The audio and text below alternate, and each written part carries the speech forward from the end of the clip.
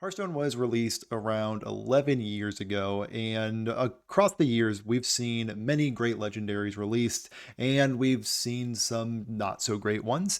So today, I am going to look at some of those not so great legendaries and take a step back in Hearthstone's history and check out the oldest of these legendaries. So join me while we go all the way back to 2014 in the first ever expansion that Hearthstone ever had with Goblins versus Gnomes, and let's check out some of these not so savory legendaries that have not stood the test of time. Starting first, we have Blingtron at 3000. This is a mighty 5 mana 3/4 with a battle cry of equip a random weapon for each player. Now, there are multiple things going on with this card that makes it frankly bad. For one, the stats for the cost are very below average. At bare minimum, you want your 5 mana minion to be a 5/5, and even back in 2014, Blingtron was delegated to mostly a meme card. You're trying to high roll your opponent by equipping something like a Doom Hammer or a Gore Howl, for those who remember back in the day when those were the two very best weapons you can get off of Blingtron, and you were trying to hit your opponent with maybe a not so great weapon. But the problem is your opponent could high roll you and get one of those two powerful weapons. So you are taking a big chance on this effect, and if you lose that flip, your reward is a 5 mana 3/4. So not super great. So let's take a stab at making this card a little bit better by today's standards. And a quick caveat, I am trying to make these cards good for today's Hearthstone. I'm not trying to make them good in 2014 Hearthstone. Really, there's no point in doing that. And I am also balancing this primarily for the wild format. There's a good chance that these cards would be perfectly fine in today's standard because standard today is light years ahead of 2014 standard. But if some of these power levels seem a little overtuned, just know that wild is where I am mostly wanting these cards to take place in. So with that being said, what are we keeping with Blingtron 3000? We are keeping the stats, and I guess the tribe. So I still want to make this a 3/4 because my goal is not to change these cards super drastically. I still want them to still have the same essence that they had way back in 2014. So I don't want to just like reduce the mana cost and call it a day. I do want to change these in a big way, but also stay true to who they are. So Blingtron, we're going to keep your tribe tag and also your stats, and I guess your art. That's about it though. We are also going to change that mana cost. I'm going to reduce it just by 1. So it's still an understated minion with a 4 mana 3/4. Again, you would much rather this be a 4/4 because of the mana cost, but I did change the effect in a significant way. So I am increasing both the mana efficiency and also the effect. So let's go into what that effect looks like now. That's right. The effect is now you equip a random golden weapon to each player. So I think with this change, this minion is much better, and it should really be very much more impactful because Blingtron is gold, so the weapons are now gold. So now the card is just much better. So I think with that, we probably still need to do a little bit more work. I think this card is still nearly unplayable. So let's do a little bit more, and I think the main focus is making this effect a little less symmetrical. So how should we benefit from this minion while our opponent hopefully gets a worse result? We're just going to make our weapon better. We're just going to give ours +1/+1, and our opponents will remain at the base level of what the weapon is. So this gives it a higher likelihood that our weapon is better because getting +1/+1 to a weapon is a huge increase. You get 1 more power, but also you get another swing out of your weapon. So that actually increases the weapon's damage output considerably. That being said, you can still low roll pretty heavy with Blingtron 3000. The weapon that comes to mind, of course, is Curse Blade. If you get Curse Blade from Blingtron 3000, that's just tough. But if your opponent gets Curse Blade, they actually deal quite a bit of damage to you. So maybe Curse Blade isn't as bad anymore because Curse Blade can deal a considerable amount of damage, especially with that +1/+1.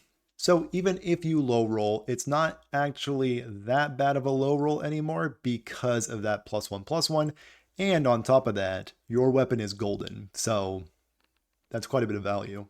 The next card on the chopping block is Bolvar Fordragon. I'm pretty sure I'm pronouncing that last name right. I'll just say Bolvar for now.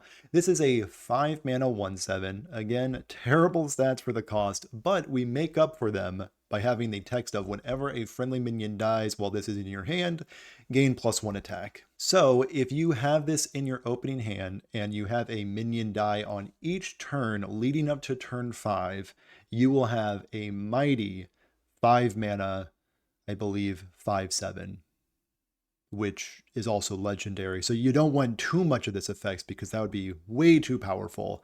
Yeah, this card is unplayable. I'm pretty sure it was unplayable in 2014, and it is especially unplayable by today's standards. So how are we going to make Bolvar Fordragon a playable card, but also remain true to what he was when he was released in 2014? Let's start with what I like about this card. So first things first, I really like the art. The art looks nice, very dramatic, very cool. The name, he has a pretty good name, has dragon in the last name. There's pretty much nothing redeeming about this card. The stats, the mana cost was not great. The effect was incredibly underwhelming. Those kind of effects that benefit when the card is in your hand has been historically not super playable unless we're talking about super overtuned cards like pre-nerfed Sire Denathrius or Corridor Creeper, but Bolvar was definitely not one of those overtuned cards. So let's take another chance and make this guy just a little bit more playable and not just be a bucket of stats. So the first change I'm making is actually to increase his mana cost. And this will become apparent because I changed a lot about this card. So let's go on to the stats. The stats will make it make sense. And I made him a 1/1. So I guess the stats don't really tell the full story. It's a 6 mana 1/1. The effect actually will make it make sense. So let's see what the effect looks like these days. Okay, now we're talking. It is a static effect that exists wherever Bolvar is. So Bolvar could be in your hand, in your deck, he can be anywhere. Whenever a friendly minion dies, gain +1/+1. So if it's turn 10, let's say, and like 15 minions die, this is a 6 mana 16/16. Pretty good. Pretty good. And you're also playing a pretty unique paladin playstyle. We don't really see many token paladin decks. So having a payoff for that strategy would be pretty cool. But we're talking about 2025 Hearthstone. We need this guy to do something instantly when he comes out. And how are we going to do that? We're just going to give him Rush. Honestly, this is just how you fix most Hearthstone cards. Just allow the minion to attack instantly when he comes out. So he is going to act as removal, but also just be a huge minion on the battlefield. And you might be thinking a 6 mana 16/16, that seems pretty good, but in Wild, a 6 mana minion should be good. So I have no worries about this bucket of stats being overtuned. If you disagree, let me know. Maybe I'm sleeping on a minion that's this chunky, this fast, but I think Bolvar Fordragon would benefit greatly from a more static ability that functions everywhere, and you might as well give him Rush because that is what we do to a lot of Hearthstone cards these days, and it makes any legendary minion more impactful. Now, the final legendary that I want to talk about is Neptulon. And I'm not talking about the colossal Neptulon that sees a ton of play to this day and actually sees a lot of play in Big Shaman, which is a very viable deck in the Wild format. I am talking about old school Neptulon. So Neptulon was originally a 7 mana 7/7 with a battle cry of add 4 random Murlocs to your hand at the cost of overloading 3 of your mana crystals next turn. Now the stats for the cost do make sense. 7 mana 7/7, Makes sense. That's great. That's a baseline of what this minion should be. The battle cry, it's very exciting, very random. Love that in Hearthstone. But I don't like how it just adds it to your hand, because the awkward thing is your next turn, you're going to have 3 less mana to work with. So you just filled your hand with probably low impact Murlocs, and you won't even have that much resources at your disposal to deploy those Murlocs. So overall, this card is slow, clunky. The first part of the design really contradicts with the second part of the design, and you wouldn't run this in Murloc Shaman today. But how would we tune Neptulon so we would actually want to run him? First things first, let's talk about what I like. I like that Neptulon is an elemental. I don't think Neptulon should be a Murloc. He doesn't really read Murloc to me. And I like the name and the art. And that is about where my enjoyment of this card kind of stops. So let's start where buffs typically start, and that is the mana cost. So we're going to reduce the mana from 7 to 6, because in Wild, 7 mana, it's hard to come by, especially if you're playing an aggressive deck. And Neptulon would be in an aggressive deck because it only really makes sense to run this type of effect, being Murlocs, in a aggressive Murloc-based deck. There are some Shutterwalk decks that have like a Murloc package, but we're fully committed to Murlocs. So aggressive Murlocs is what I am going for. For the stats, I am actually going to reduce them to 5/5. So a 6 mana 5/5 is definitely an understated minion. So the effect should definitely make up for that shortcoming. And the effect is summon 2 random Murlocs on Battlecry.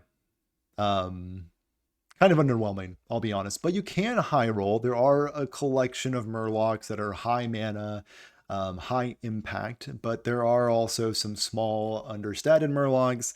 So it's a bit of that random Hearthstone element. But how are we going to make Neptulon impact our field as quickly as possible? Much like Bolvar, we're not just going to give him Rush. We are going to do something a little bit better, because again, we really want to lean into being an aggressive Murloc payoff. And how we're going to do this is by giving our Murloc army a massive +2/+2 buff. And we've seen this kind of effect be very impactful via the card Every Fin is Awesome. That is a cornerstone in the Murloc Shaman aggressive playstyle in Wild. And that is just a one-time buff of +2/+2. And it comes at a very cheap cost, but this is a static +2/+2, and it also comes with those 2 random Murlocs. So effectively, Neptulon is a 6 mana 5/5 that comes with, at worst, if the Murlocs are 1/1s, 2 3/3s. So that is the worst case scenario. So that is effectively a 6 mana 11/11. And if you high roll and get those more high mana, high statted Murlocs, that just gets better. So I think with those buffs, Neptulon could see play in a aggressive Murloc Shaman kind of deck. Additionally, we're getting rid of Overload. Overload 3 does not belong on a card like this. We're going to allow the Murloc Shamans to keep their mana so they can keep smashing the opponent's face the turn after Neptulon is deployed. And that is pretty much all the cards that I want to see personally buffed from Goblins versus Gnomes. There's probably some other legendaries that could use a little bit more buffing. And if there's any more that you would like to see buffed, make sure you tell me in the comments down below. Or if you think I could have gone further, or if you think I went a little too far with the buffs I outlined today, please let me know. Anyway, I think it'd be really exciting if Blizzard explored the older sets, especially the ones from 2014, 15, or 16, because we know that power creep is a thing, so it'd be nice to bring these old iconic cards back to the limelight with a few buffs. But anyway, that's all I got for you today. If you enjoy Hearthstone content like this, please consider subscribing. It would help out the channel a ton. Anyway, have a good one.